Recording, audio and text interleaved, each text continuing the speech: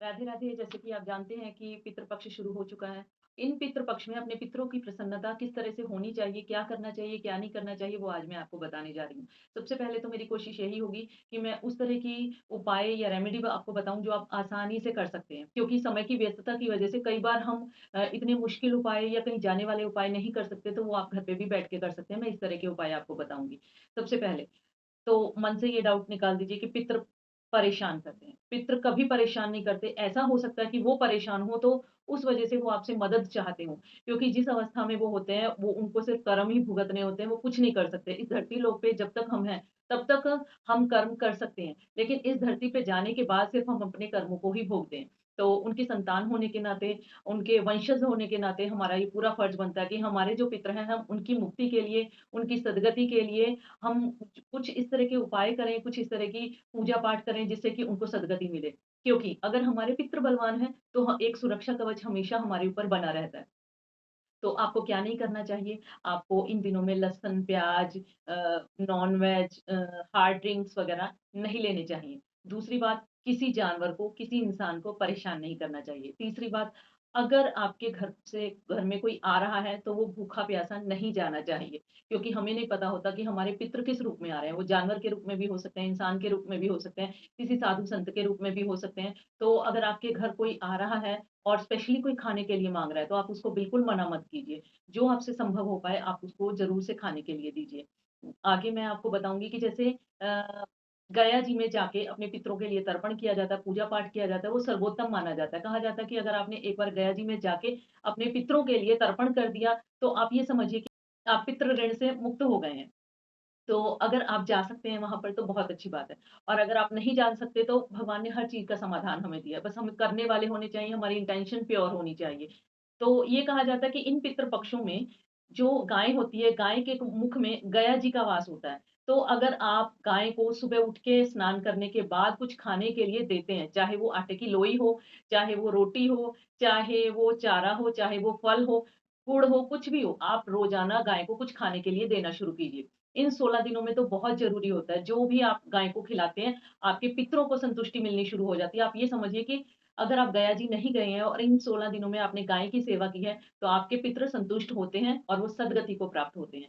दूसरी बात, अगर आप कौवे को रोज़ाना इन 16 दिनों में खीर स्पेशली दूध की खीर बनाकर खिलाते हैं, तो वो बहुत शुभ मानी जाती है। अगर आप दूध की खीर नहीं बना सकते, तो आप काली दाल की खिचड़ी या जो भी आपके घर में बना है, कम से कम जो भी आप आराम से सेवा कर पाएँ, वो ज़रूर से कौवे को खाने के लिए देना चाहिए।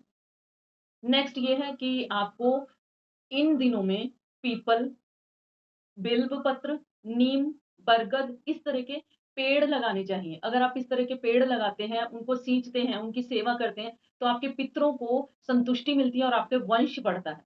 और इसी तरह से अगर आप पेड़ नहीं लगा पा रहे हैं, तो आप इन दिनों में ज़रूर से पीपल के पेड़ के पास जाके दक्षिण मुख करके जल ज़रूर चढ़ाइए, कुछ खाने के लिए पितरों के नाम से ज़रूर वहाँ पेड़ के पास कुछ मीठा खाने को लिए रख के आइए, वहाँ पर जल ज़रूर रख के आइए। ये 16 दिन आपको लगातार करना ही चाहिए।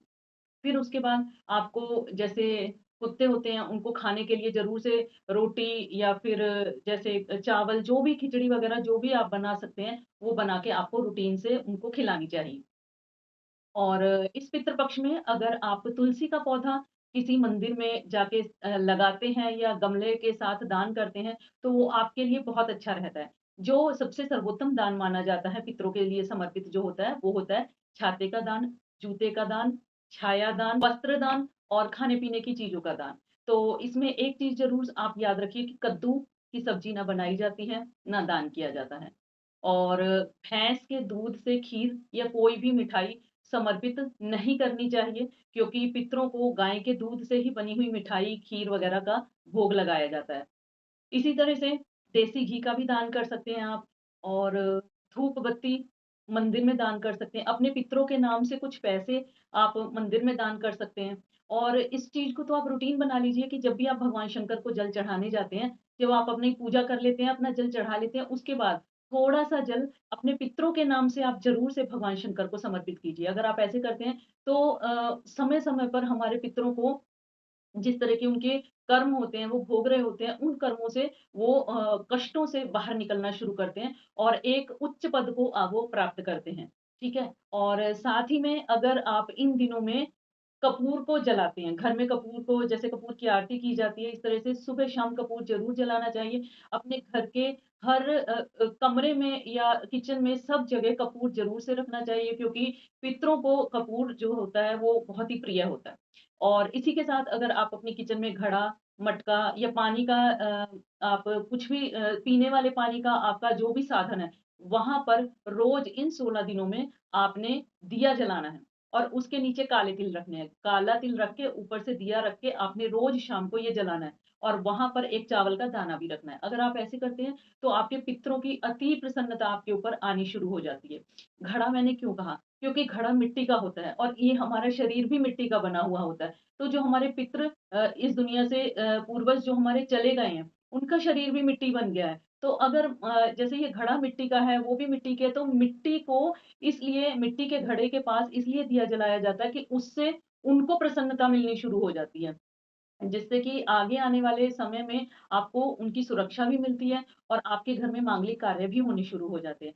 इसी तरह से मैं आपको बताऊँगी अगर आपका कोई काम नहीं बन रहा है, तो जितने भी आपने उपाय कर लिए, ये आप ज़रूर से आज़मा के देखिए। जब भी आप अपने घर से बाहर जा रहे हैं, तो आपके मेन डोर की जो दहलीज होती है, पहले तो ऊँची-ऊँची दहलीज होती थी, लेकिन अभी ऊँची इतनी नहीं होती हैं, तो जो भी आपके घर की दहलीज है, ये माना जाता है कि उस दहलीज के ऊपर आपके पितरों का वास होता है। तो आपको क्या करना चाहिए सुबह उठते ही सबसे पहले सफाई करके आपको अपनी जो दहलीज होती है उसमें थोड़ा-सा कच्चा दूध और पानी मिला के वहाँ पे अपनी दहलीज को साफ करना चाहिए। और फिर अगर आप किसी काम के लिए जा रहे हैं तो उस दहलीज पे माथा टेक के जाइए, अपने पितरों से प्रार्थना करके जाइए कि मैं इस काम के लिए जा रहा हूँ या जा रही हूँ, तो मेरे इस काम में मुझे सफलता दिलाइए। आपका जितना भी रुकावट होगा, आपके काम बनने शुरू हो जाएँगे। क्योंकि आप पितरों का आशीर्वाद लेके जा रहे हैं। जो हमारे घर के बड़े होते हैं, जो हमारे पितृ होते हैं, जब उनका आशीर्वाद हमको मिलना शुरू हो जाता है ना, तो दुनिया की कोई ताकत, कोई ब्लैक मैजिक, कोई नेगेटिविटी ऐसी नहीं होती कि जो हमारे काम के ऊपर भारी पड़ जाए। तो इसलिए जो भी मैंने आपको बताया है, उनमें से अगर थोड़ा-बहुत भी आप कुछ कर सकते हैं, तो आप ज़रूर से कीजिए। अगर थोड़ा-बहुत भी करेंगे ना आप, रूटीन से करना है। भगवान को सबसे प्रिय क्या होता है? नियम और भाव। चाहे कम कीजिए आप, क्वांटिटी कम रखिए, लेकिन भाव से कीजिए, नियम से कीजिए और क्वांटिटी कम रखने का मतलब ये नहीं कि आपका सामर्थ्य है ₹100 दान करने का, तो आप ₹1 दान कर रहे हो। वो भी एक तरह का पाप माना जाता है। जो आपका सामर्थ्य है, अपने सामर्थ्य के हिसाब से सेवा कीजिए, अपने सामर्थ्य के हिसाब से दान-पुण्य कीजिए। क्योंकि जो भी हम दान-पुण्य करते हैं, वो हमें मल्टीप्लाई होके मिलता है। तो अब आप देखिए, जितना आपको चाहिए, उस हिसाब से आप दान-पुण्य कीजिए। और मैं ये भी नहीं कहूँगी कि मन खुश नहीं है, तब भी आप कर रहे हो। अगर 100 का मन नहीं है, ₹50 का मन है खुशी से, तो आप खुशी से वही कीजिए।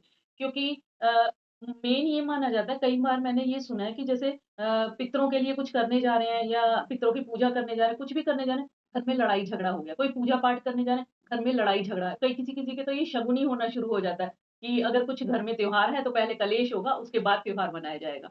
तो ऐसा होता है कि अगर कलेश के बाद त्योहार मनाया जा रहा है, तो उस त्योहार की कोई वैल्यू नहीं। लेकिन त्योहार वाले दिन कलेश ना हो। तो उस चीज़ को रोकने की ज़रूर से कोशिश कीजिए और जो भी है, जितना भी है, अपने सामर्थ्य के हिसाब से खुशी-खुशी कीजिए। और इसी तरह से आप और भी जानकारी के लिए कनेक्टेड रहिए इन्फिनिटी टैरो 111 से। अगर आपके माइंड में कोई क्वेश्चन हो, वो आप ज़रूर से पूछ सकते हैं। मिलते हैं नेक्स्ट टाइम, तब तक के लिए राधे-राधे।